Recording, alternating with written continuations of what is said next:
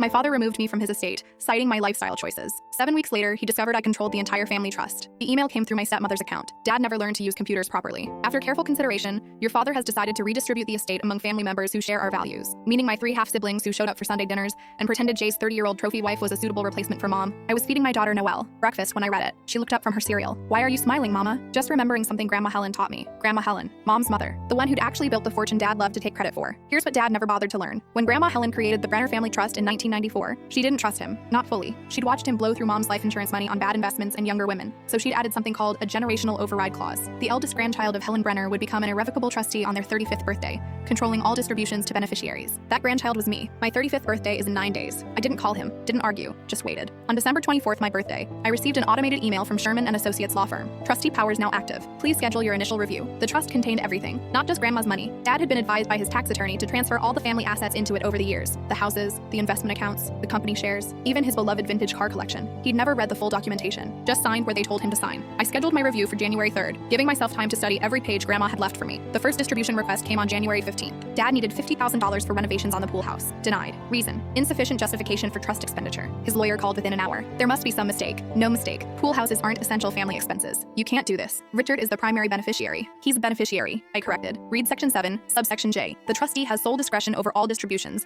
with priority given to education, healthcare, and basic living expenses." This is financial abuse. We'll contest it. "Please do. Grandma used the best lawyers in the state. Sherman & Associates, actually. I believe they're still with your firm." The phone went quiet. Then, "We'll need to review our position." Dad showed up at my apartment 2 days later. First time he'd visited since I'd had Noelle. He looked older, grayer. Jay hadn't been taking care of him, too busy spending his money. "How could you do this to your family?" "The same way you did it to me," I said, pouring him tea in Mom's china, the set I'd saved from the estate sale after her death. "Except I'm following the legal documents. I'm your father, and I'm the trustee. Grandma Helen's choice, not mine." His face crumpled. "That vindictive old, careful. You're talking about the woman whose financial acumen you're currently living off." Over the next 3 months, I approved every legitimate expense: medical bills, mortgage payments, and utilities. Even my half-siblings' college tuitions. They hadn't chosen their father. But the country club memberships, the European vacations, Jay's monthly allowance of $15,000, all denied. Jay left him in March. The same week I approved funds for his diabetes medication, but denied her spa retreat. Dad called me crying. I hadn't heard him cry since Mom died. "I don't know what to do," he said. "She took her things, said I was useless without the money." "You're not useless," I said. "You're just not rich. There's a difference." Your mother knew that. It was the first time he'd mentioned her kindly in 5 years. "Come to dinner Sunday," I heard myself say. Noelle should know her grandfather. He started coming weekly. Quiet dinners, no pretense. He taught Noelle card tricks, the same ones he taught me before the money made him mean. Helped her with her science project on butterflies, remembering details from when we'd done one together decades ago. In June, I started approving a modest monthly allowance for him. Nothing extravagant. Enough for dignity. Jay tried to come back in July, but by then Dad had changed the locks. "Your grandmother," he said one evening, watching Noelle play in the garden. "She knew exactly what she was doing. She always did. The trust, it doesn't expire, does it? You'll always control it. Until I designate the next trustee, which will be Noelle when she's ready. Or maybe Cousin Kevin if she doesn't want it." He nodded slowly. "Keep it that way. I would have destroyed everything."